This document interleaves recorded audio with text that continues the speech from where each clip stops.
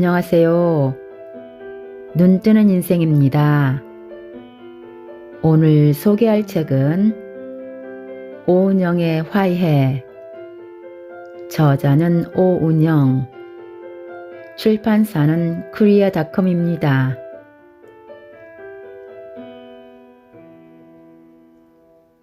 어린 시절 어머니의 소리치는 모습이 너무 싫었던 사람은 자신은 아이를 낳으면 절대 아이한테 소리치지 않겠다고 다짐합니다.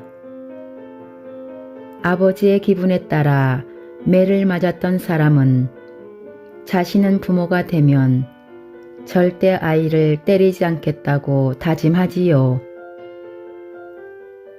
어머니가 아이의 감정에 무심하고 아이의 생활에 무관심해서 상처받았던 사람은 자신의 아이에게 다정한 부모가 되려고 합니다.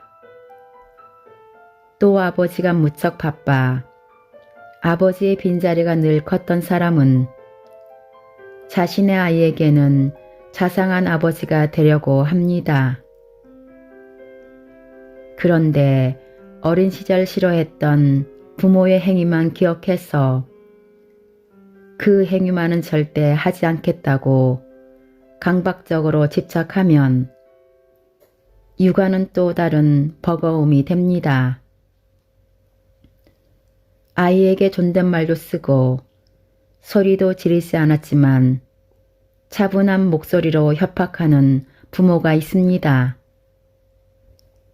때리기 직전까지 가지만 결국은 안 때렸다고 스스로 뿌듯해 하는데 매번 때릴 것 같은 분위기를 조성하면 아이는 맞은 것과 진배 없는 영향을 받기도 합니다.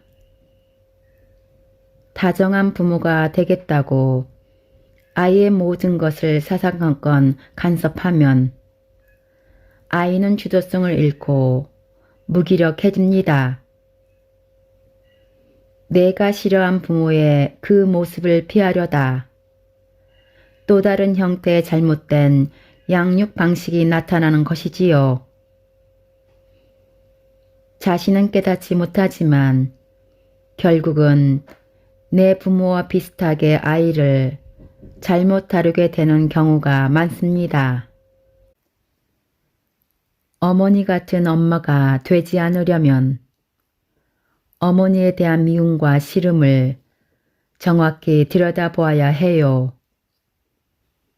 그 마음이 쉽사리 없어지지 않지만 절대로 어머니 같은 사람이 되지 않겠다는 생각은 아이를 그 방식대로 키우지 않겠다는 다짐만으로는 해결되지 않습니다.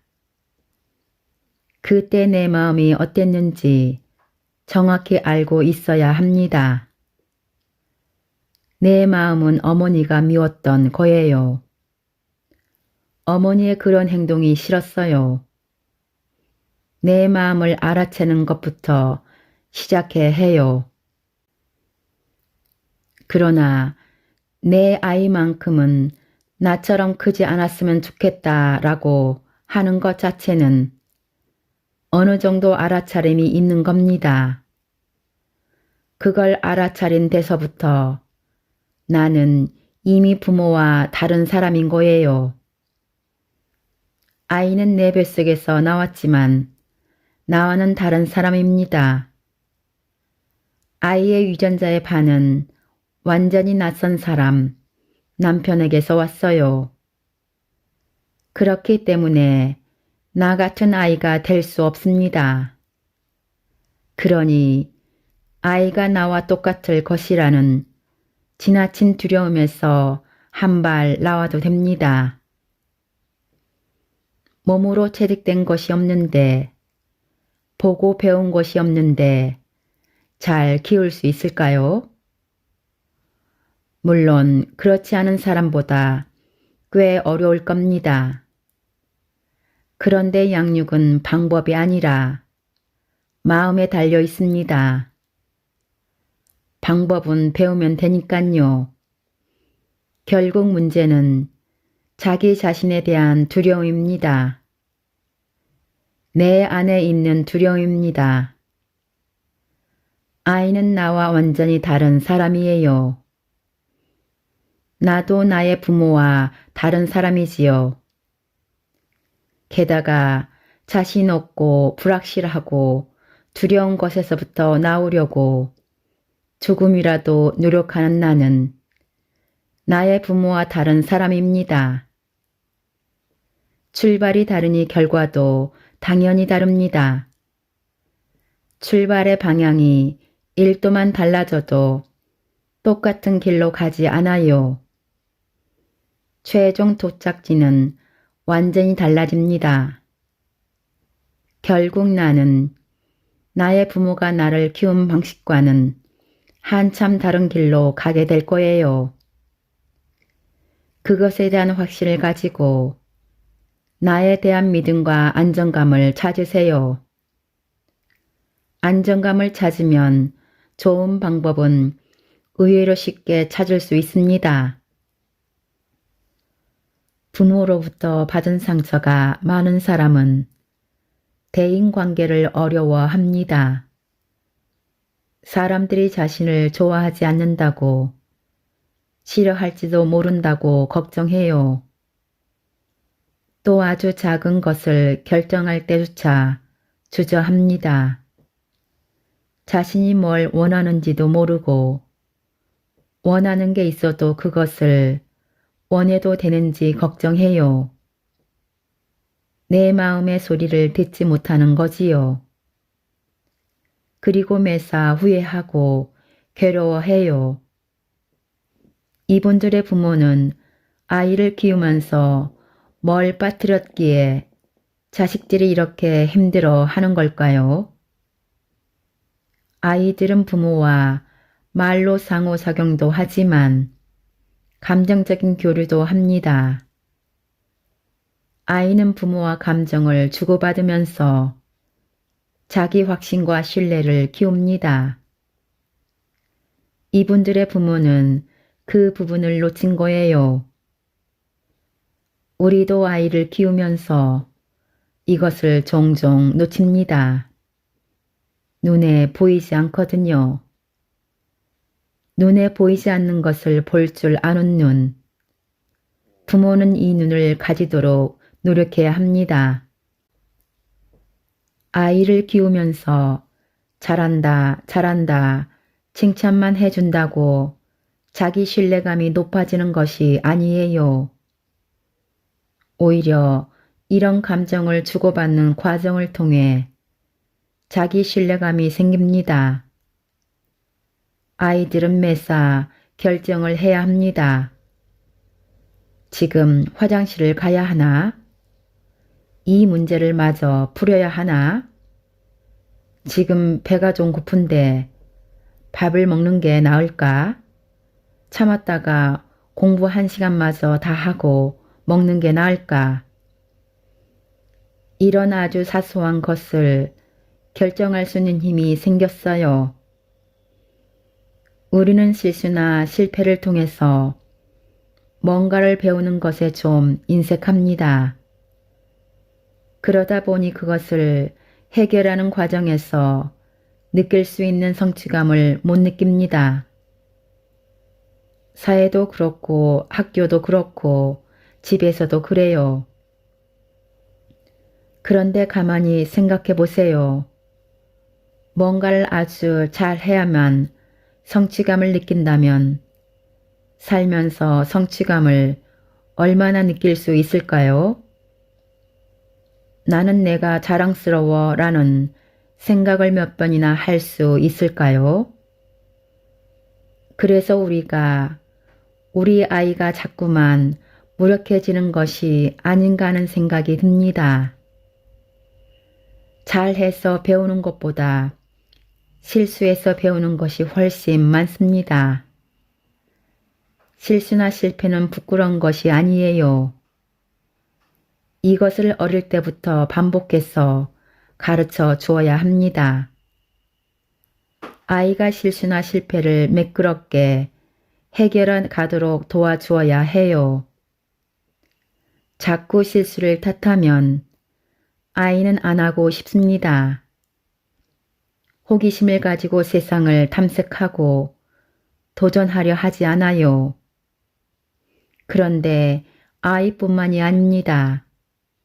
우리도 마찬가지예요. 어느 분하든 초심자는 실수하면서 배워나갑니다. 그게 당연한 겁니다. 아이가 자기 신뢰감을 쌓아가는 것을 막는 것이 또 하나 있습니다. 바로 잘입니다. 저는 아이들에게 잘이라는 표현을 거의 쓰지 않아요. 잘해라고 하지 않고 그냥 해라고 합니다. 한 아이가 제게 말했어요. 제 성적이 나쁘다고 아빠가 돈 아까우니까 학원 그만 다니래요. 제가 물었지요. 학원 그만두고 싶니? 아이는 아니라고 하더군요. 그래서 물었어요. 안 다니는 것보다 다니는 것이 도움되니? 아이는 그렇다고 했어요. 그래서 제가 답했습니다. 그럼 그냥 다녀. 하나라도 더 배우겠지 뭐. 사람들은 공부를 잘 한다는 것을 성적이 좋은 거라고 해석해요. 그런데 하루 종일 열심히 공부해도 좋은 성적이 나오지 않는 사람도 많습니다. 공부를 열심히 한다고 해서 성적이 다 좋은 것이 아니에요. 하지만 열심히 하는 것은 잘하는 것이 맞습니다.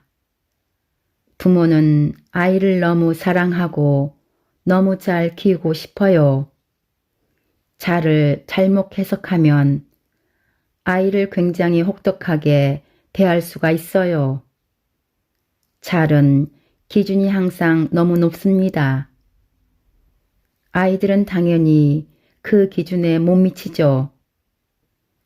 그런데 부모들은 아이가 그 기준에 맞지 않으면 열심히 해도 즐겁게 해도 성실하게 해도 잘한 것이 아닌 것으로 여깁니다.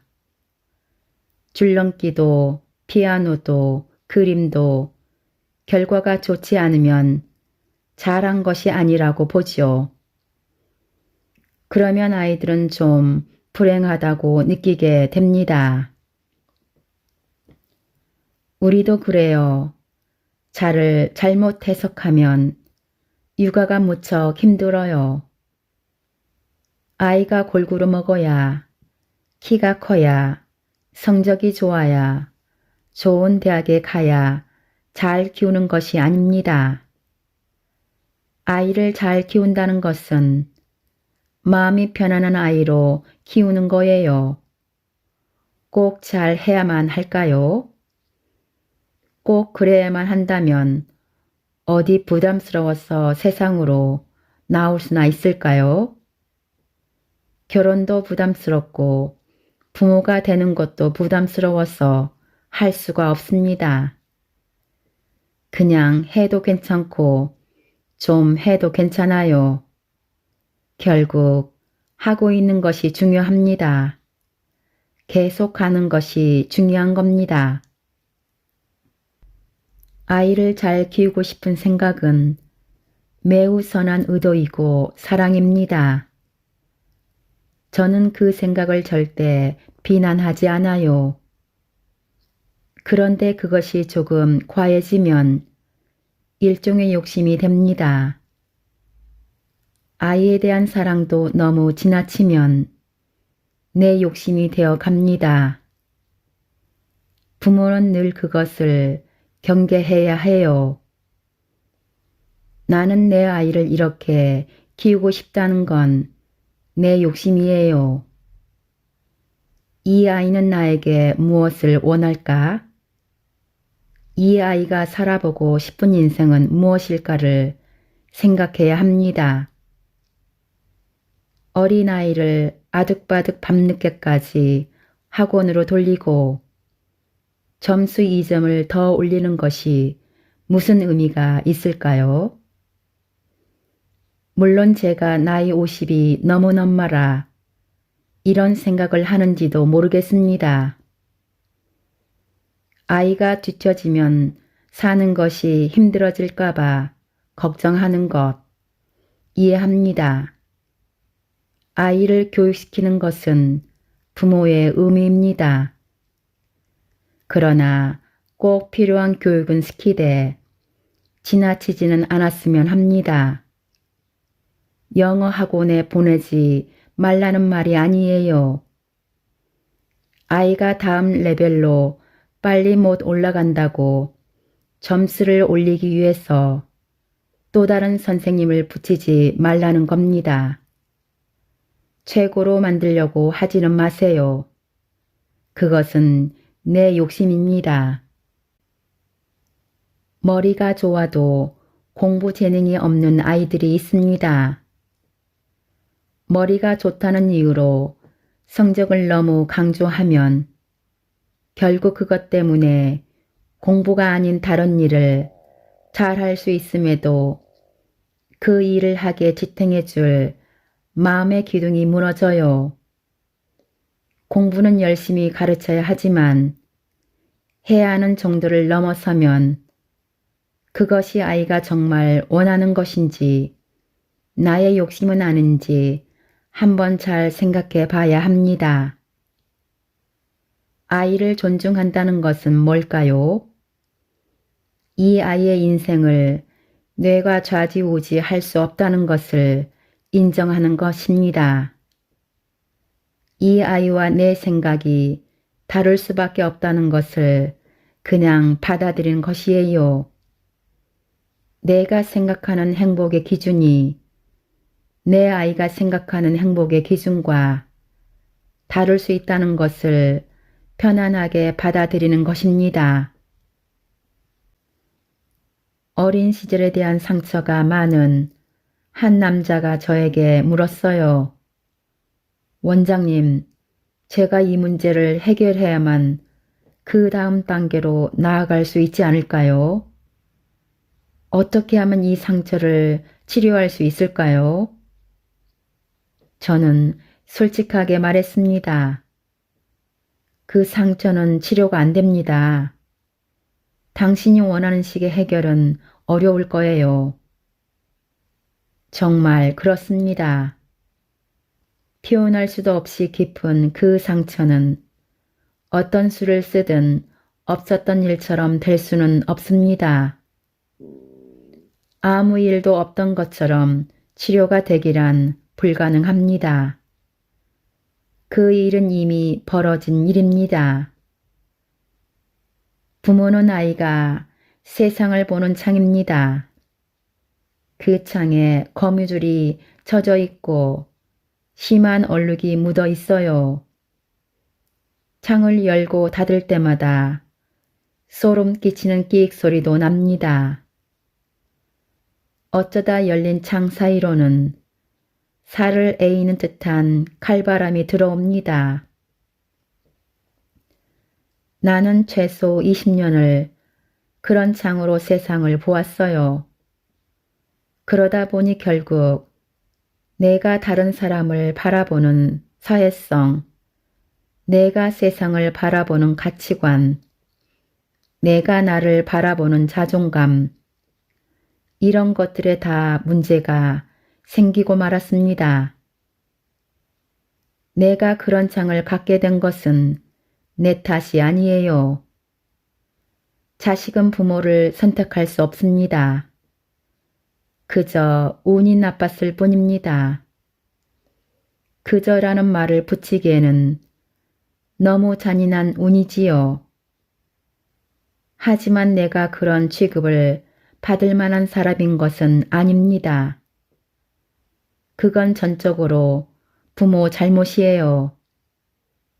나보다 더 훌륭한 사람이 그들의 자식으로 태어났어도 그들은 아마 똑같이 대했을 겁니다. 이런 말씀을 드리는 이유는 그런 부모를 원망하라는 것이 아니에요. 더 이상 그 창에 매여 있지 말라는 겁니다. 그 창으로 계속 세상을 보면 나는 계속 아플 수밖에 없습니다. 언제나 상처에서 피가 나고 스치기만 해도 무척 쓰립니다. 나는 상처 안에서 머물러 살고 있으니깐요. 이제 새로운 창이 생겨야 합니다. 그래서 세상을 바라보는 새로운 기준과 사고, 새로운 감정들이 생겨야 해요. 이전의 창에 계속 매달려 너무 아파, 바람아 불지 마라고 사정하지 마세요. 그 창과 내가 떨어져서 새 창을 만들어야 합니다. 물론 정말 쉽지 않은 일이에요. 최소 20년 동안 그 창으로 살았으니깐요. 그 오랜 시간을 무시할 수 없습니다. 하지만 새 창을 만드는 데는 그만큼 오래 걸리지 않을 거예요. 지나간 시간을 아까워하지 마세요. 앞으로 20년, 40년을 계속해서 지금처럼 아파하면서 살 수는 없지 않을까요? 새 창을 만들기 위해 가장 먼저 해야 할 일은 이 상처가 회복돼야만 내가 뭔가 할 수 있다는 생각에 매몰되지 않는 겁니다.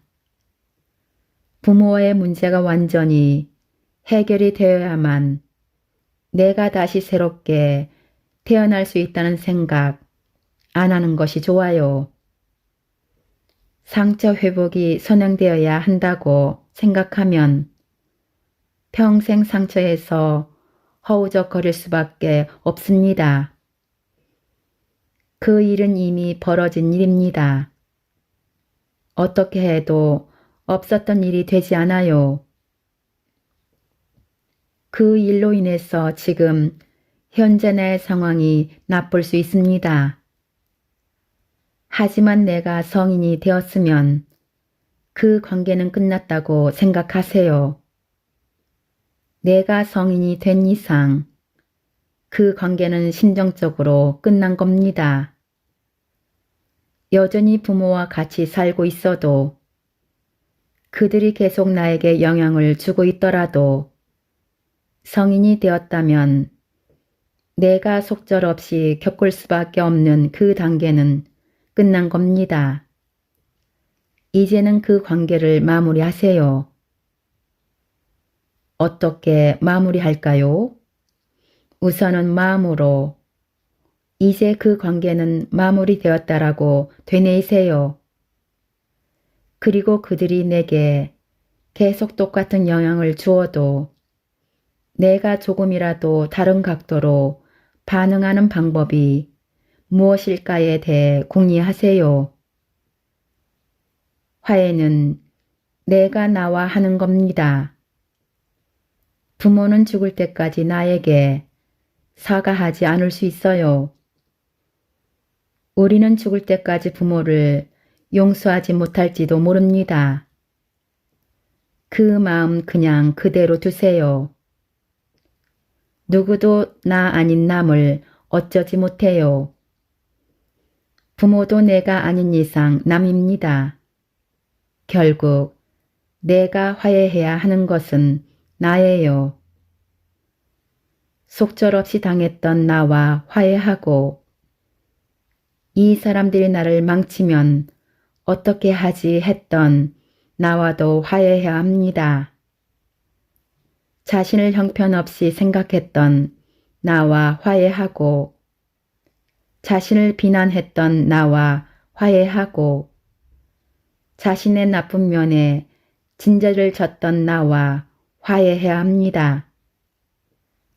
나 자신을 세상에 가장 초라하고 작은 존재라고 여겼던 그래서 나는 어떤 것도 가질 수 없고 아무것도 할 수 없다고 느꼈던 나와 화해해야 합니다.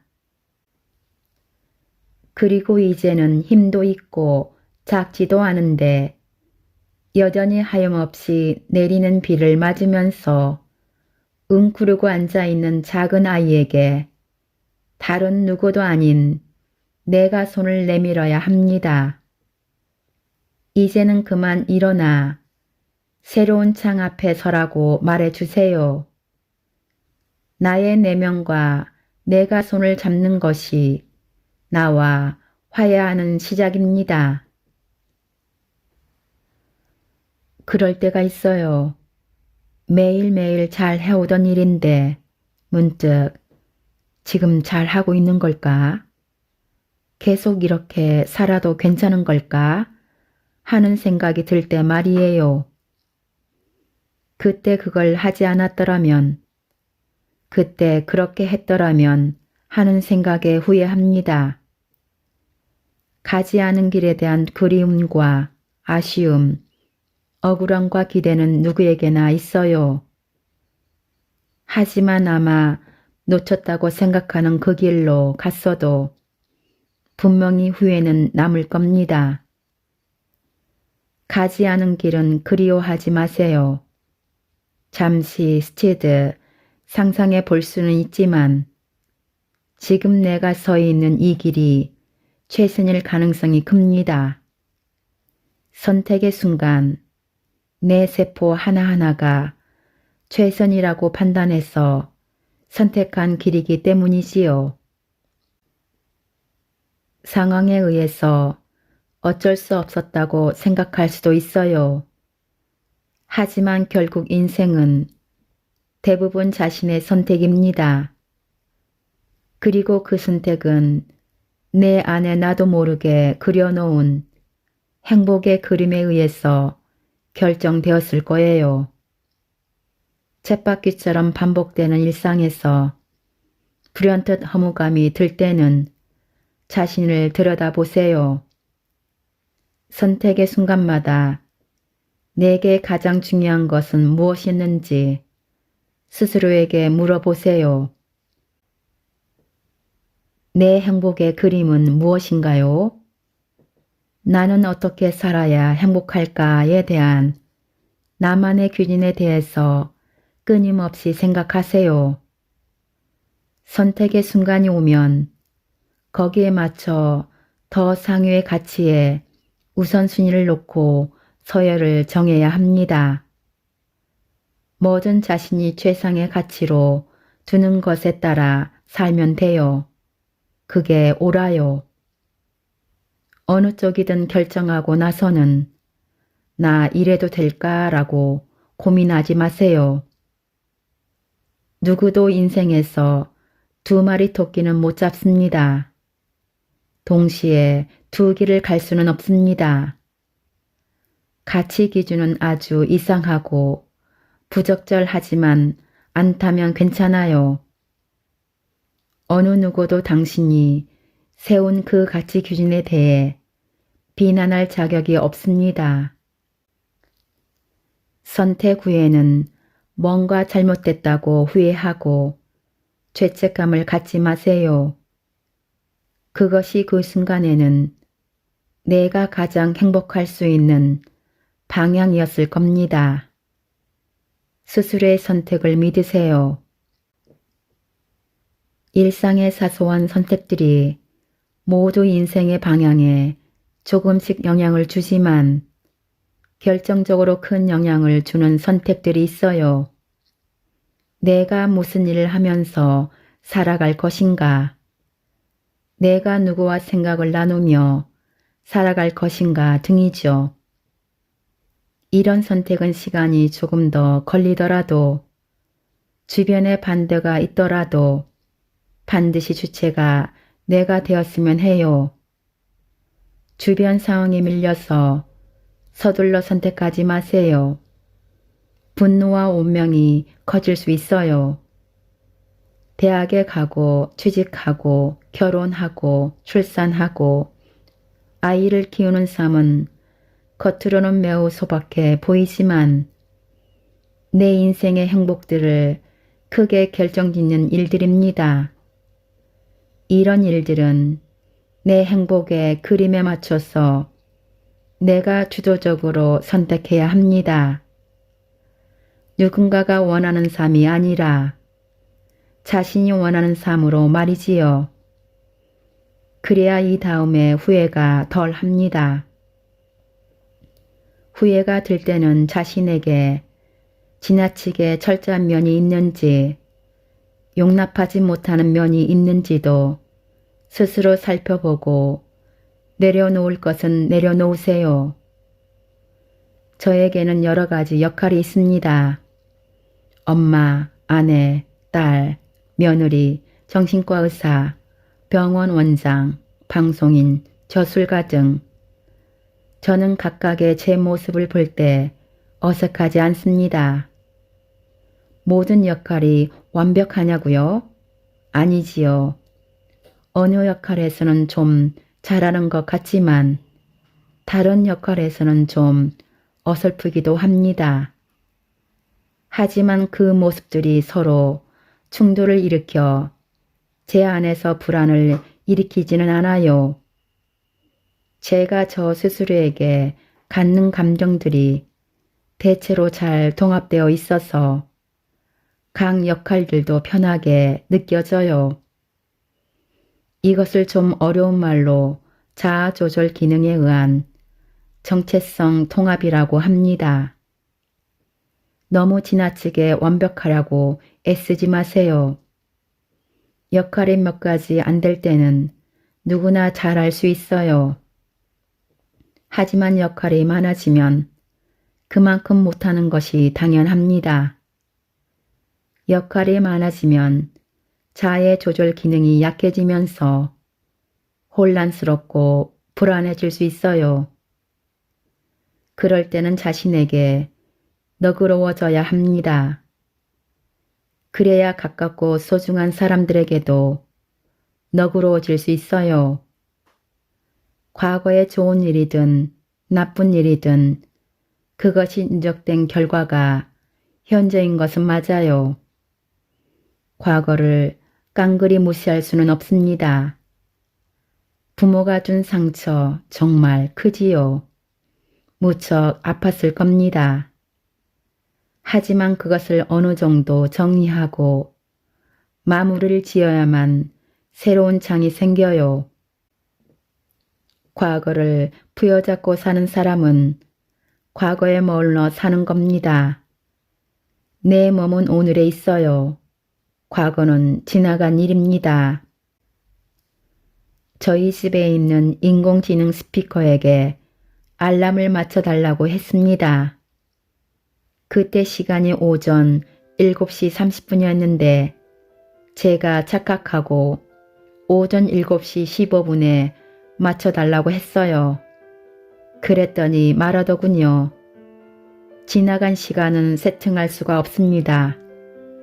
기계가 한 말이지만 그 말을 듣고는 제 마음에 깊은 울림이 있었습니다. 아, 그래요. 지나간 것은 그것이 영광이든 상처이든 이제 내가 주도적으로 어떻게 할 수 없는 시간이에요. 타임머신을 타고 가지 않는 한 그냥 지나온 것입니다. 그 지나온 곳으로 깨달음도 있고 상처도 있고 어떨 때는 너무 아쉽고 슬프고 굴욕감도 느껴지지만 지나온 곳은 내가 어떤 힘을 행사해서 변화시킬 수 있는 게 아니에요. 지나온 곳은 그냥 되돌아볼 수 있는 자료일 뿐입니다. 좋은 결과가 나오든 나쁜 결과가 나왔든 그것은 나의 긴 인생의 행로에 그저 일정 기간일 뿐이에요. 지나온 것은 이제는 지나가 버린 것입니다. 지금까지 오은영의 화해에서 일부 요약 발췌하여 읽어드렸습니다. 눈뜨는 인생의 리뷰 한마디는 아래 댓글에 있습니다. 감사합니다.